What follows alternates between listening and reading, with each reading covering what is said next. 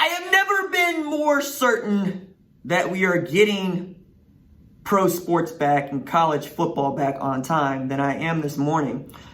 I am not saying that we are. I'm saying I'm super confident about it, right? I don't know for sure, but if you are paying attention to the news, and that's my job, right, is to be right there on the edge of the news cycle, you'll notice that California, New York, and Texas governors have all said they support the return of pro sports even as early as next month. New York State is ready and willing to partner with major sports teams that are interested in playing games safely without fans. That's Governor Andrew Cuomo. We know that basically Texas reopened for business in some capacity on Monday, with gyms allowing 25% and most restaurants allowing 25% of the population. The NFL, of course, has the luxury of time, and with its season not scheduled to begin until September, the league already released its schedule for full games and said it hopes to play a complete and on-time season.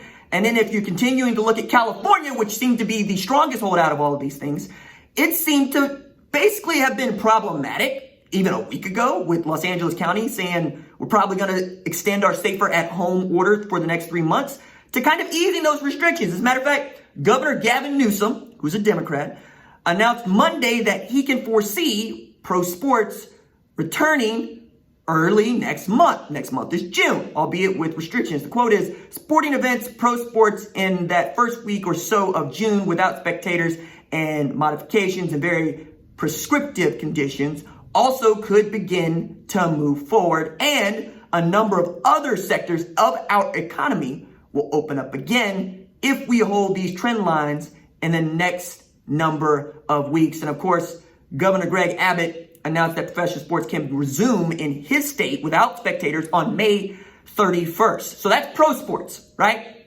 And because we have labor unions that can help negotiate safety standards, it's a little bit easier for Major League Baseball, the NBA, the NFL. I mean, UFC is basically owned by one dude. I mean, he's not the owner, but he acts like one. Is Dana White, right? And we've seen pro wrestling has continued to function, and Vince McMahon has even said, I expect to have fans in the stands for SummerSlam in August. And I have been consuming all of the pro wrestling because there are no games on, and I am enjoying most of what I'm seeing between Raw, AEW, and of course SmackDown.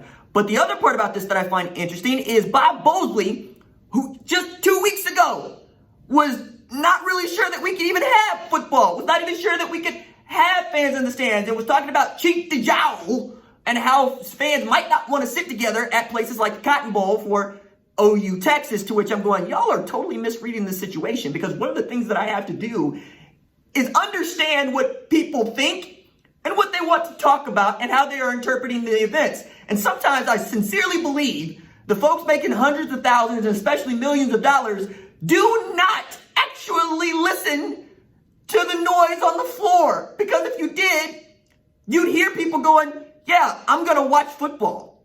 I'm probably going to go to football games if you let me. Now, nobody wants to be construed as being insensitive.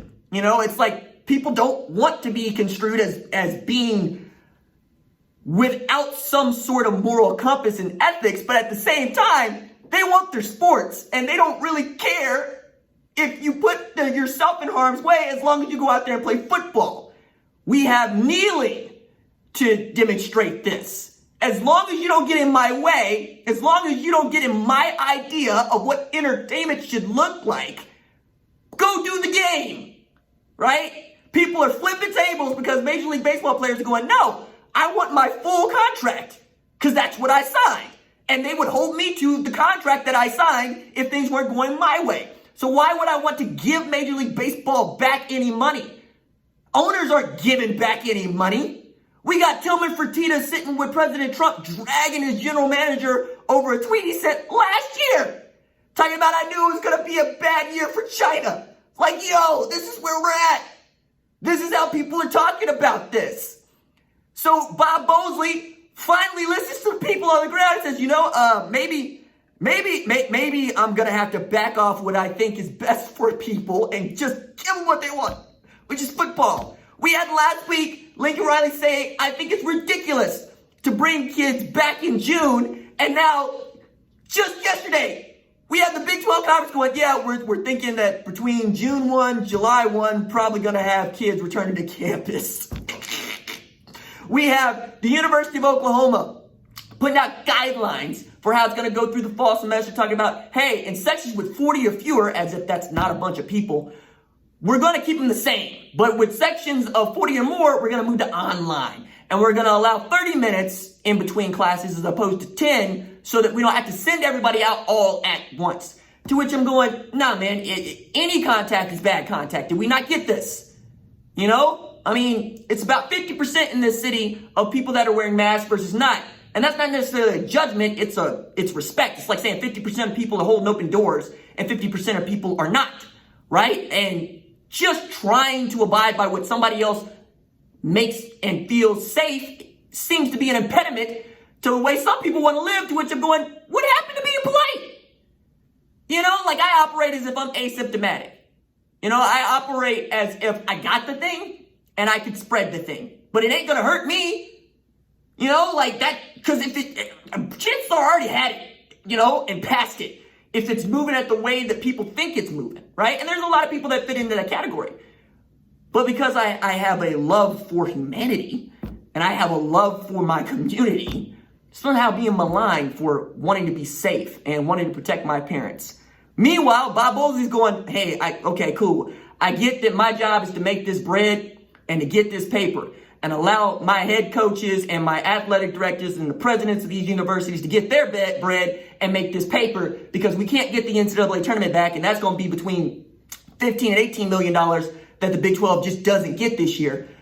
So if they think that they want to put themselves in harm's way, who am I to stop them? And I get that as well, right? And if your job is to go get money and you're not doing your job, yeah, you're going to feel some kind of way about that, and you're going to think your boss is going to look, you go, hey, look, what's your utility here? And it's a really difficult choice to make because it almost feels like saving money versus saving lives is what we're talking about here. So yeah, we're going to get college football. It's going to be a slog and it's going to be political and there's going to be moving and shoving, but the money has been turned off. And there are too many people that want to see the money turned back on. Now, where I get really just incensed about this is that the kids are, one, being asked to put themselves in harm's way, and two, being asked to entertain us for what? Certainly not the education they signed up for, because nobody signed up to go to the University of Oklahoma to take classes online. Certainly not the prestige and the atmosphere that they were promised, because I don't expect you to have full stands. I don't expect to see 80,000 people at Memorial Stadium or 107,000 people at the Big House, because nobody wants those optics. But you know, as much money as you get from ticket sales and concessions and those sorts of things, it's the TV money that people are really scrounging for. We're talking about the rights to the SEC going for $300 million plus. We're talking about the SEC get $43 million ahead for a year. The Big 12 getting $35 million ahead for a year. The Big 10 getting close to $50 million ahead for a year. That's money they're not going to get back, and that's money that they use to go hand to mouth because, like the rest of the country, they live paycheck to paycheck.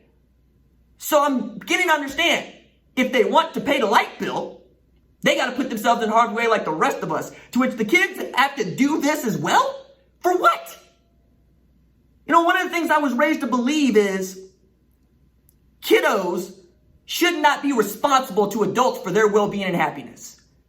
It's the reason why when a toddler is screaming and crying, we're taught not to tickle him or tickle her, because you are really taking away that child's agency.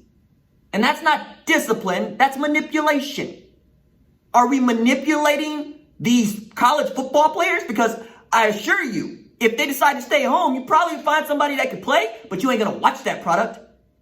You ain't going to want to watch it. It's like scabs in the NFL. Sucks, doesn't it? Y'all wanted to talk such noise about the XFL and how crappy the product was on the field. Watched it. Consumed it. You know, I don't understand totally. Well, I guess I do understand totally where everybody is coming from on this thing. I just don't agree with where everybody's coming from on this thing. But I also agree, and I agree that we all should pay taxes. I agree that we need a better healthcare system. I agree that right now is a bad way, but to try to make the divisions even bigger is also patently wrong.